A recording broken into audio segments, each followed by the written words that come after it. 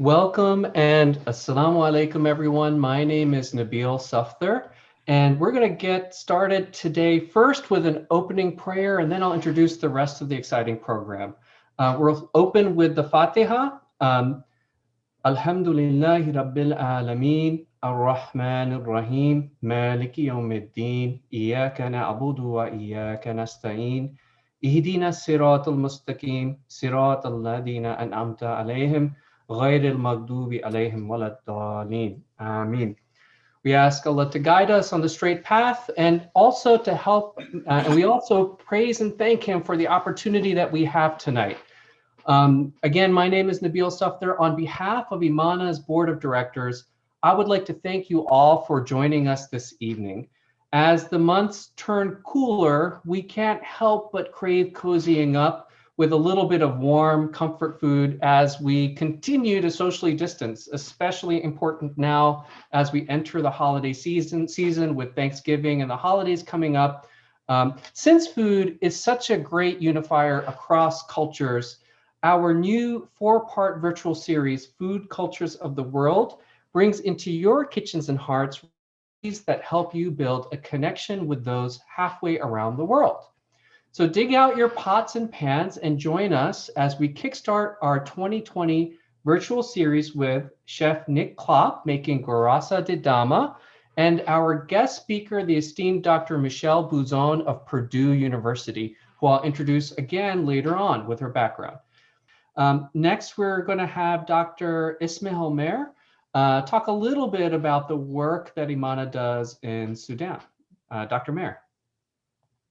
Hey everyone, Assalamu alaikum. My name is Dr. Ismail Mehr. Thank you so much everyone for joining us. I've had the pleasure of traveling to Sudan now 11 times in the last 11 years with a group of physicians, nurses, nurse practitioners, physician assistants, and volunteers who have nothing to do with medicine but are interested in helping others and helping people around the world. We travel every year for our Save Smile medical mission, which is actually, it's a surgical mission for children with cleft lip and palates.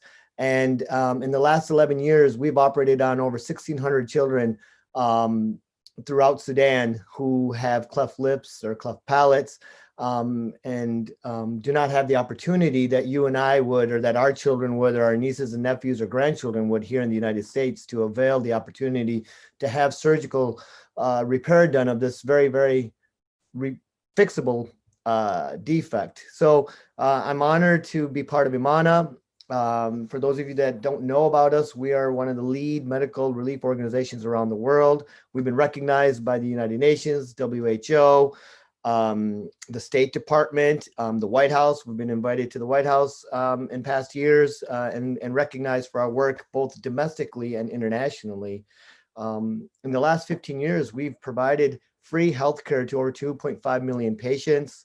Over 1 million people have benefited just from our humanitarian work, where we're distributing food and water after disasters such as Katrina and the hurricanes and tornadoes here in the United States, or like the earthquakes in Pakistan and Indonesia, or conflict zones such as the Rohingya camps in Gaza and Palestine and Somalia.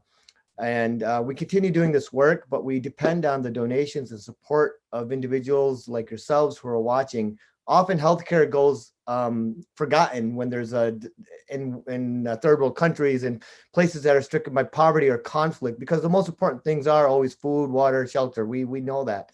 And there's amazing organizations doing that. But what we forget, and most people forget, is that healthcare in these areas is non-existent. And then when you stress the system, which is already broken with a calamity such as conflict or a natural disaster, it's the children and the elderly and everyone in between that suffers greatly. And IMANA has been able to fill that void. So we appreciate everyone who's tuned in.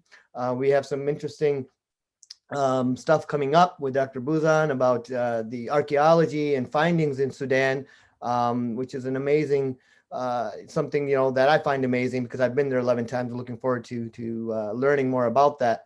But as the year comes to an end, all of our donations are tax deductible. Please consider donating to IMANA. You can look right now for the link on our Facebook page and support this work, help make a difference, and help save lives. Thank you so much. Thank you, Dr. Mehr.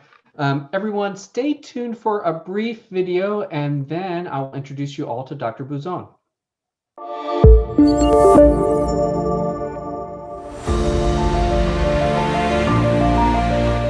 The Islamic Medical Association of North America is a professional association of Muslim physicians. IMANA Medical Relief, also known as IMR, is the humanitarian division of IMANA. It is dedicated to saving lives and relieving suffering through disaster relief, humanitarian aid, and medical missions. IMR is a great platform for Muslim and non-Muslim physicians and allied healthcare professionals. Join IMANA today and become a part of our growing family that aims to foster future leaders for an overall better healthcare system.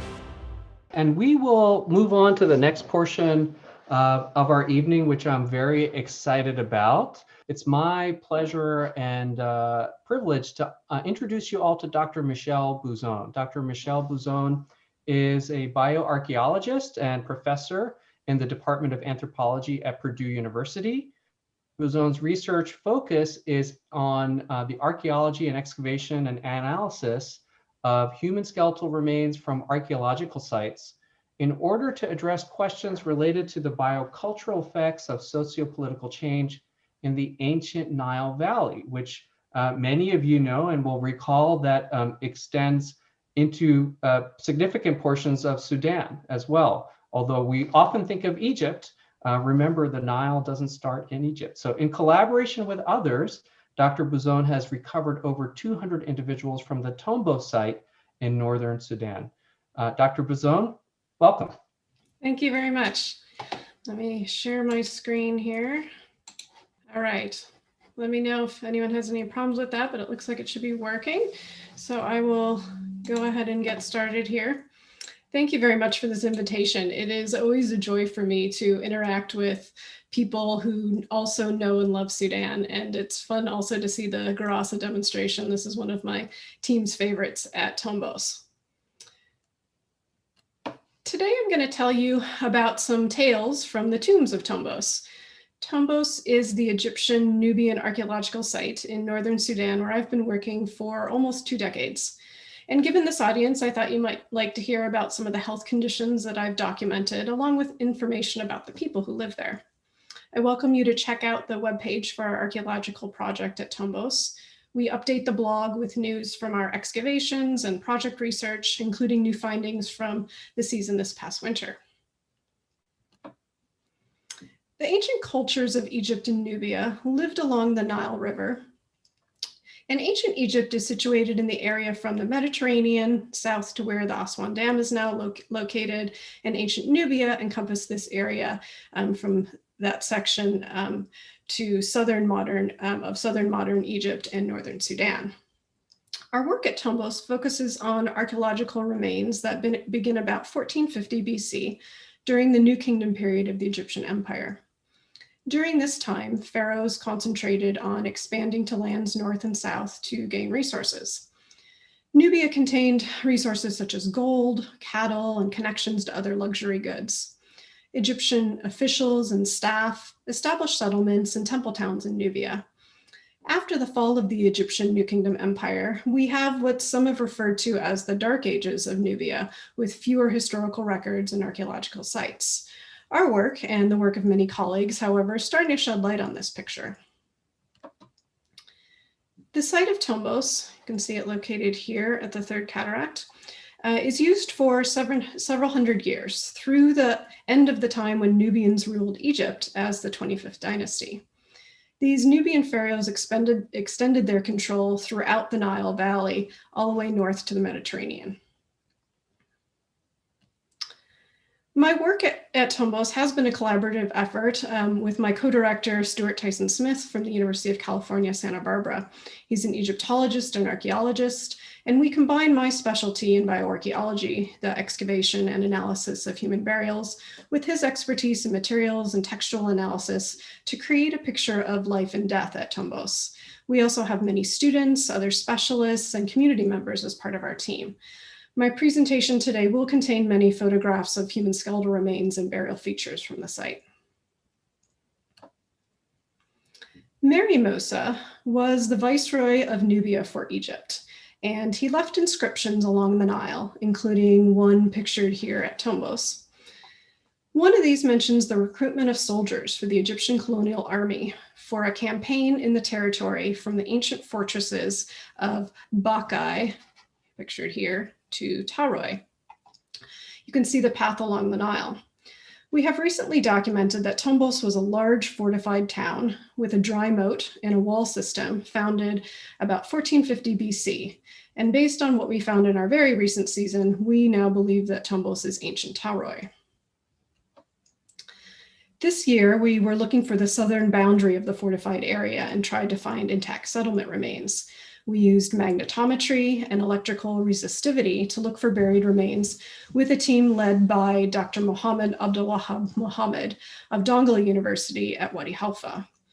The fortifications enclosed a very large area, over 238 meters east-west to the river and 446 meters going north-south. These fortifications at Tombos were larger than any other Egyptian colony. The ancient Egyptians depicted themselves and the people of surrounding cultures in very specific ways. This drawing is from the tomb of New Kingdom Pharaoh Seti I, and it depicts a stereotypical Libyan, Nubian, Asiatic from the area of Palestine and Israel, and Egyptian. And you can see here that the Nubian and the Egyptian are shown quite different, even though in reality they were much more alike. Similar to what we see in modern times, ancient Egyptians didn't always portray their enemies, such as the Nubians, in entirely positive or truthful ways. You can see here King Tut's sandals with images of foreign prisoners placed so that he could step on them every day. Here's also an example from World War II. I grew up hearing a lot about World War II. My father is an immigrant from the Philippines who grew up in Japanese-occupied Manila. He's also a physician, and that was part of my interest in health and disease growing up and still in my career today. We use practices associated with burials as one way to explore who was buried at the site. The funerary practices of Egypt and Nubia during these times tended to be quite different. So you can see on the left here, Egyptian burials were in an extended position, laying on their back and placed in coffins generally, with tomb chapels and pyramids for the wealthy. Egyptian burials also included specialized grave goods that are designed to aid the deceased in the afterlife. In contrast, Nubian burials were generally in a flexed position with the person laying on their side, placed upon a bed or cowhide, and buried under a tumulus, a circular mound often decorated with stones that you can see pictured here. What can these patterns tell us about who lived in the community at Tombos? Mortuary practices at the site reflect both Egyptian and Nubian ideas. We have Egyptian-style pyramid and chapel tombs in this area, that's sort of the bluish purple. A dozen or so pyramids that maybe you didn't even know existed in Sudan. We certainly know about the pyramids of Merowe and other areas that are more likely to be visited, but Tombos and other sites also have pyramids, although much of them are degraded at this point. We have Egyptian chamber tombs in the sort of pinkish color near the top, as well as Nubian-style tumulus graves in this section in yellow. Tombos appears mostly Egyptian in style at the start of its use, but over time, Nubian practices like these tumulus graves become more common.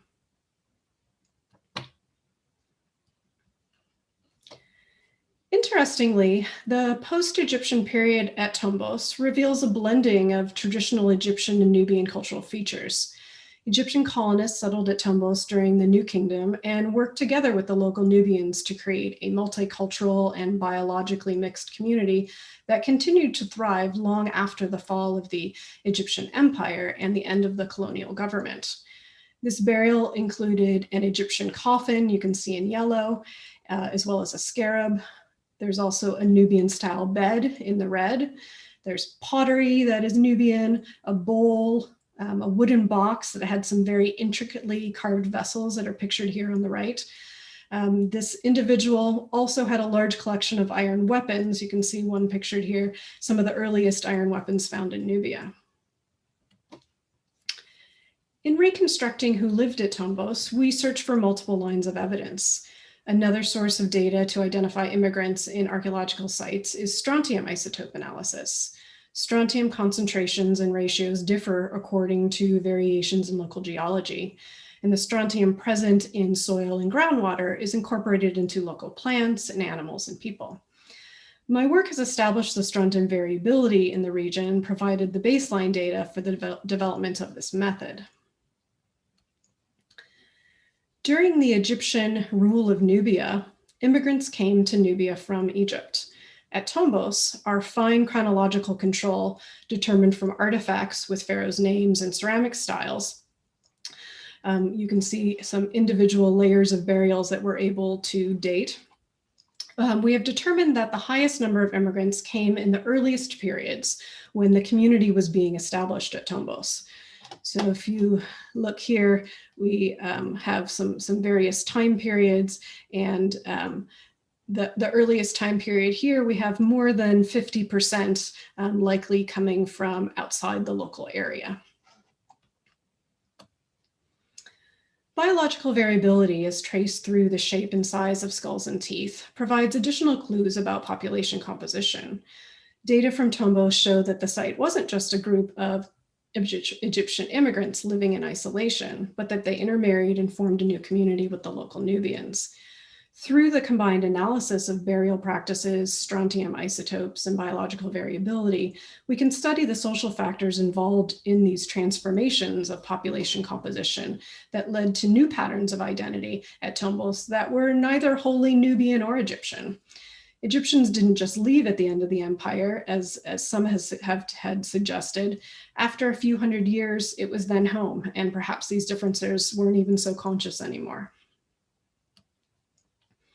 I'm also very interested in reconstructing a picture of health and disease and life experiences for the people I research. Paleopathology, the study of ancient disease, provides methods to trace these signs. While it is very uncommon to be able to determine cause of death in a skeleton, we can document injuries, both accidental and traumatic. In general, the community at Tombos led lives that didn't include many physical injuries or evidence of tough physical labor. As you'll see in the coming slides, the people of Tombos come from a relatively affluent status. The burials likely represent Egyptian administrative bureaucrats and other skilled workers, rather than the agricultural laborers that made up the majority of the lower classes. We consider these burials to range from sort of a middle-class administrative worker and artisan to elite Egyptian officials. Thus, the remains of Tombos are part of the picture of the Egyptian-Nubian interaction for a particular segment of society. One of the most important individuals at Tombos was a man named Siamun. His tomb included a large Egyptian-style pyramid and chapel with only the foundation preserved, so you can see the drawing of bricks of what we are able to document. But here's also a reconstruction in the lower right. The structure of his tomb reflects elite burial traditions from the Egyptian capital, Thebes, especially these ceramic cones in the upper right here, stamped with an inscription. And this inscription reads that Siamun held the title of scribe reckoner of the gold of Kush, a person responsible for the administration of gold production and the assembly of annual tribute in Nubia to Egypt. In the tomb chamber area to the north, we have this area that we've considered to be middle class. And we have the burial of a man about 50 years of age in a decorated coffin. Strontium indicates that he was likely an Egyptian immigrant. The shape of the entire coffin was preserved, although the decoration only survived at the foot end. The name and figure of the god Duamutef was preserved, along with a large section of inscription. This was one of our first readable coffins that we found at Tombos during our second season in 2002. Inside the coffin were two Ushabti figurines alongside his legs. You can see some other examples of Ushabtis that are better preserved here. One was completely eaten by termites, but preserved the distinctive mummiform shape. And the head and feet of a second one was damaged, but almost the entire inscription was preserved along the body. The inscription told us the name of the individual, Tahut, and a standard spell from the Book of the Dead. For Egyptians, the afterlife was paradise, but they were sometimes called upon by the gods to do work. Ushabtis, these figurines here, would leap up and say, "Here I am," and substitute for the deceased, should the gods call upon them to work in the divine fields. Tahut's skeleton showed that he lived with relatively few ailments and had strong muscle attachments. He also had an unusual benign bone tumor on the front of his right pelvic bone, diagnosed as an osteochondroma. While these bone growths are not uncommon, the location is relatively rare and may have caused some physical discomfort. Most of the people in the Tombos cemetery were buried using Egyptian styles, but there were also several individuals, all female, that were laid to rest in a Nubian flexed position, seen here. This burial was found in the lowest, the earliest level of the tomb, and also contained Egyptian-style jewelry, reflecting the multicultural nature of this community, even from the very beginning, Nubian-style body position and Egyptian jewelry. Strontium isotope analysis for all of these women buried in the Nubian style indicated they were likely local residents. They had Egyptian deities of Bes and Tawaret. These are particularly popular. They are associated with protection of women and children. And this woman here seems quite relaxed. You know, she's sort of laying back like this. Probably her arm was more likely this, which is a common way that people were laid to rest. And probably her arm was pushed aside from an ancient tomb robber grabbing jewelry at her neck. The burial goods and practices at Tombos tell us that it was important to adhere to particular traditions, especially those associated with Egyptian religious ideas. In 2017, we found a full set of canopic jars dedicated to a man named Happy. Happy was a lector priest, a priest who recited spells and hymns during temple rituals and official ceremonies. Canopic jars were used to hold the separately embalmed internal organs of the deceased who had undergone the most elaborate form of mummification. Ancient tomb robbers had apparently broken each in their search for valuables, but these jars did still contain the very degraded remains of internal organs. This is our first secure documentation of evisceration at Tombos, so very exciting for us. You can see the when we glued them back together with their nice tops here. Normally at Tombos, termites have reduced a typical wooden coffin to a pretty sad mass of powdery residue, and we're pretty lucky to get a scrap or two of decoration. But recently, one tomb yielded many well-preserved fragments from two coffins, one male and one female. We can tell this based on the red and yellow color of the face. They were torn apart by ancient looters, but revealed large sections of inscription and decoration that included the images of protective deities invoked in the spells. A Hamnezer priest named Horemhet is mentioned on the coffin fragments, along with mistress of the house named Becky, presumably his wife. Hamnezer priest is literally divine follower or servant and was important in temple hierarchy. Tomb robbing is known and documented in ancient Egypt since early dynastic times, so many of the burials that we excavate have already been disturbed by the ancient inhabitants. Once in a while we get lucky. There's a side niche at the bottom of one of our tomb shafts that was found still sealed by the mud brick wall. And inside we found an intact burial in a coffin. An elderly woman was inside. Her grave goods include a blue-green glazed plaque amulet with the goddess Bat Hathor on one side and Tawaret on the other. And she also had a very finely carved serpentine heart scarab with a human head, which provided her name Weret in a spell from the Book of the Dead. We also had several ceramic containers and this bowl here pictured filled with juniper berries. This woman lived quite old age. She had poor dental health like many older individuals, but otherwise showed few signs of sickness. Another burial in the same area of the cemetery has some interesting physical conditions. This individual experienced prolonged paralysis in the lower half of her body based on significant amount of atrophy in the long bones of legs and also the pelvis. She had a severe angle in her lower spine.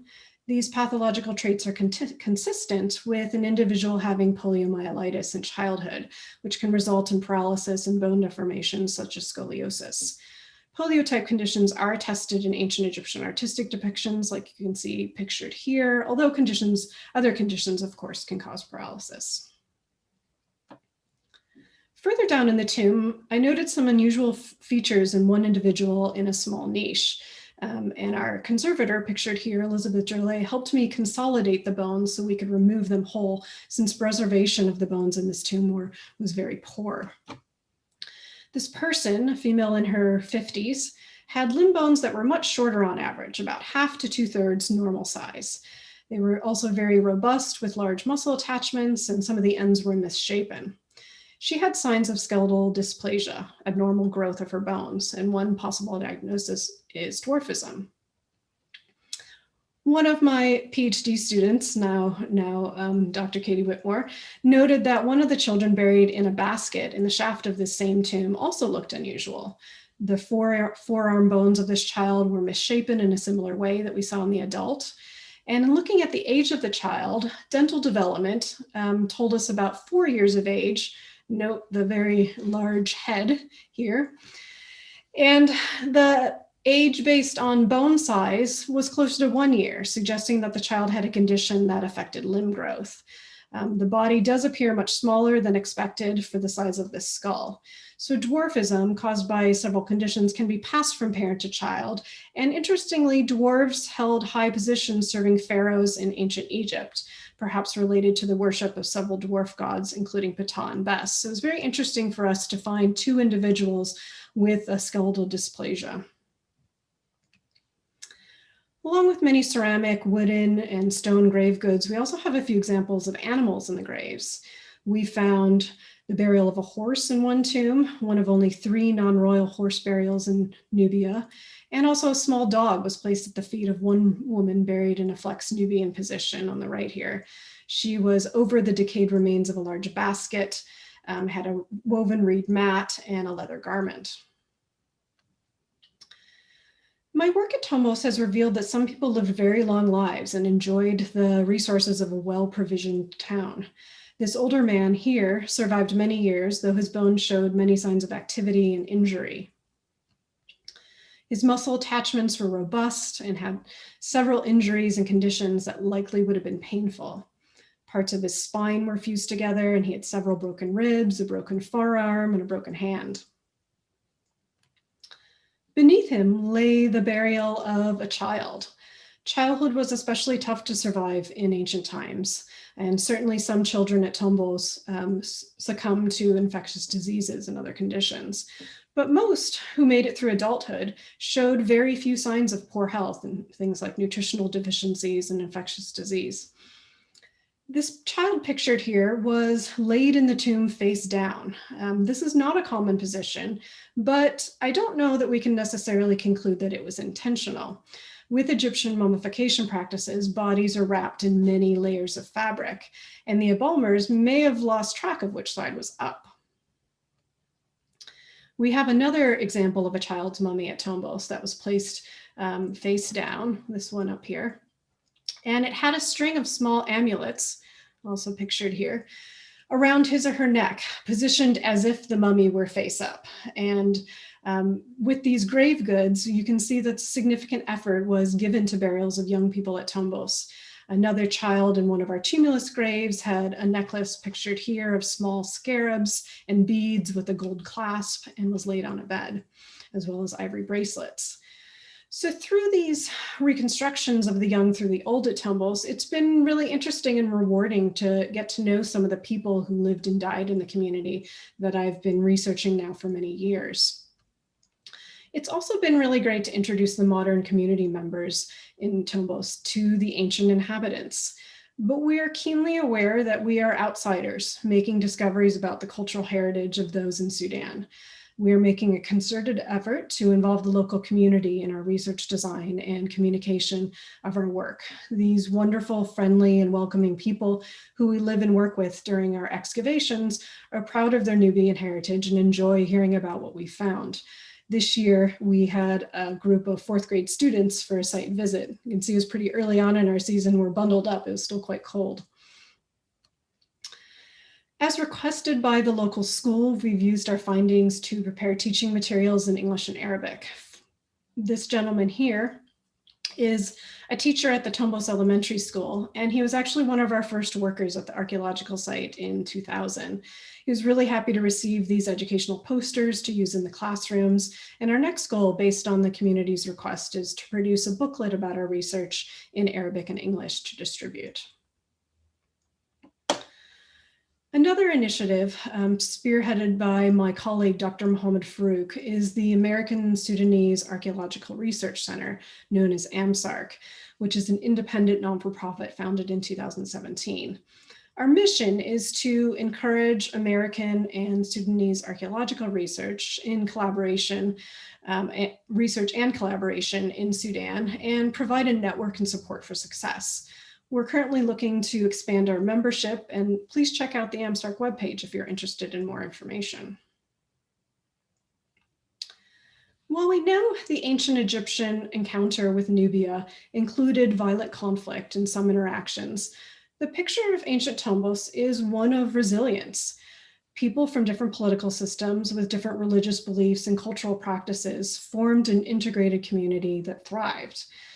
I hope that you've enjoyed my short glimpse of some of my tales from Tombos today. I'd like to thank you for taking time out of your day to attend this talk, and I'd like to acknowledge my major grant supporters, the National Science Foundation and National Geographic Society, also aided by Purdue, University of California, Santa Barbara. We have the cooperation of our local antiquities service and my terrific team at Tombos. I had a very special guest this year at the field site. My then 7-year-old was able to join the excavation for a week, and he loved Sudan very much and can't wait to go back for another visit. I'm more than happy to answer questions. If there's time, you can put them in the chat box or on Facebook Live. So I will stop sharing my screen now and give you a chance to ask questions.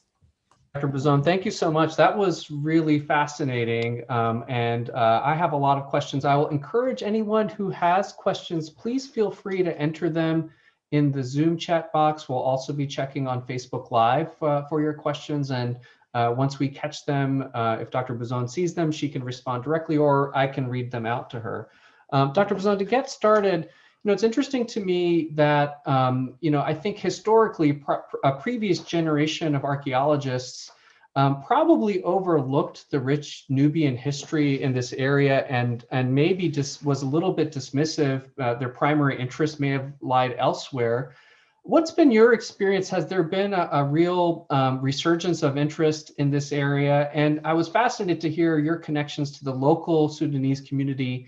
What kind of interest has there been? Can you tell us a little bit more of the interest from the local communities and any national interest in Sudan?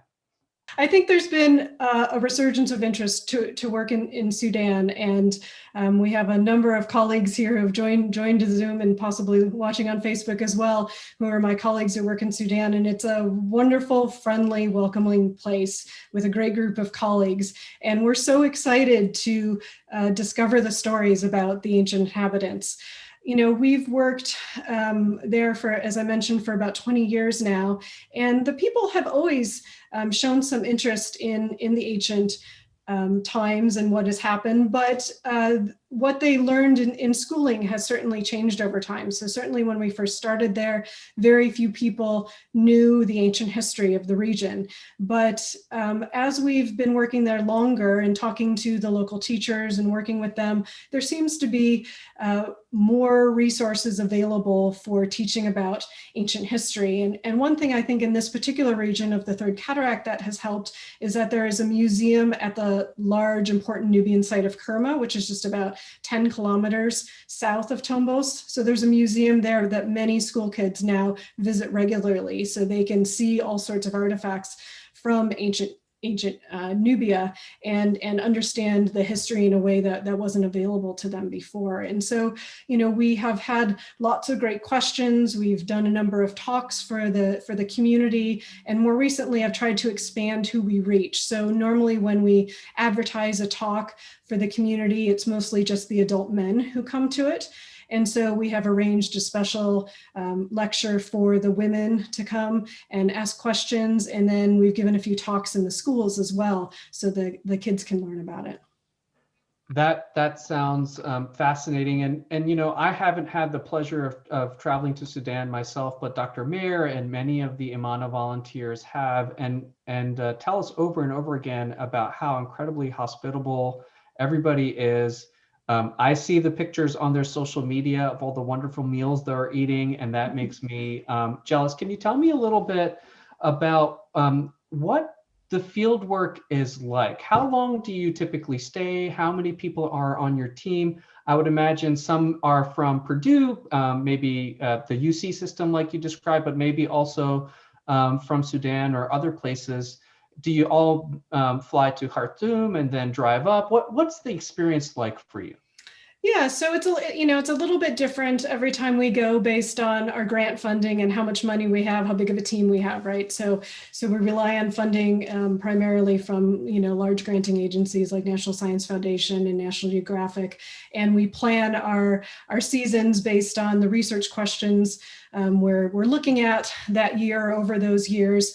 And so we have, gone from a very small team. The first year I was there was the first season of excavation in 2000, where there's just maybe about 8 of us, and we hire local workers from the community. So at that time we had maybe 10 or 12 workers from the local community. And there were, like I said, maybe about 8 of us who were just graduate students from the University of California, Santa Barbara at the time.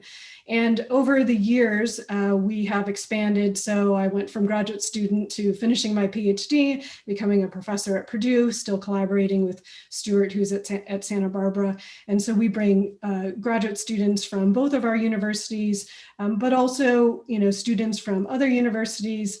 We include some local Sudanese students in our work as well. And this is really a collaborative effort, right? We all have specialties in different ways. And so we have pottery specialists and people working on the faunal remains, the human remains, different kinds of artifacts that we found. And so we have a quite diverse team. We also have a conservator to help with those materials that are not well preserved. And we have sometimes had a team as large as 40 individuals from the local community working with us as well. And so, yes, we do all fly into Khartoum. That is a place where we need to register, sort of get through the paperwork with the local Antiquities Department. It's the National Corporation for Antiquities and Museums. They are a huge key to our success. So the antiquities representatives are wonderful to work with and help us with logistics of working in Sudan. And, it's been interesting over the 20 years that I've been working there, because things have changed a lot, both in terms of infrastructure and technology. So the first year that I visited, there was only a road that went for a couple of hours north of Khartoum. And so after that, we were on desert track, and it took about 18 hours in total to get up to Tombos. More recently, about 10 or so years now, there's been a road that goes all the way up to Egypt. And so now it's about an 8-hour drive from Khartoum. So that's nice. Makes it a lot easier to get back and forth and move around. And of course, cell phones are everywhere. The first time I went, there was a landline that I could walk to spend quite a bit of money to call home, but there wasn't much else. And now cell phones are everywhere, and so the level of communication is very different, which also means that the people in the local community can access some of the things that we have been putting online. And so we've been making an effort to try to make our materials in both Arabic and English so that they are accessible for the local community. And we would like to also try to build a visitor center to provide more information for visitors coming by. Sudan does have some tourists. Every year when we're there, we do give some tours to groups that are coming by. And, many people who are even coming as north as we are in Tombos. Dr. Buzon, we have a question from Dr. Ihab Shihada, and this is something that we had briefly talked about right before the program started, and that is what has been the effect of the pandemic? Has it caused any changes in your work and your ability to do work in Sudan? Yes, absolutely. So we had a field season early in this year. We got there in early January and left at the end of February. And this, of course, was right when things were starting to get bad, especially in the United States. And so at that point, most of us who work at universities, as well as many other places in the US, were restricted on traveling because of COVID. And so this meant that all of the materials that we bring back were delayed in Sudan and couldn't be shipped. And we weren't able to go into our research labs as well to work on materials. And slowly over time, we came up with protocols for working safely in our labs, and they've started to open up, but travel is still restricted. So, I think most of us are not comfortable traveling, or not even allowed through our universities to really travel at this point. And we'll probably not be making a winter field season this year like we normally do. Well, at IMANA, we can certainly relate to missing the ability to travel to Sudan. We've been going there every year for many years now, and so we empathize with your plight. So we're here's to hoping that we can both IMANA and your lab return to Sudan. Dr. Buzon, thank you so much for spending some time with us and explaining your work and sharing your expertise with us. It's an area, frankly, that I have not been very well exposed to before, so I really appreciate that. I'd like to also thank Chef Nick Klopp for preparing the video on what seems, I'm still hungry from it, but I just reminded myself, so now, but it seems really wonderful, and I can't wait to try it at home. And then hopefully by someone who knows what they're doing when they cook it. With that, we will close out our program for the evening. Thank you to everyone in our audience. We look forward to you being able to join us again for our next installation from this new series in 2020. And all participants who are here will receive the video and ingredient list via email following the event also. Thank you all. Thank you very much.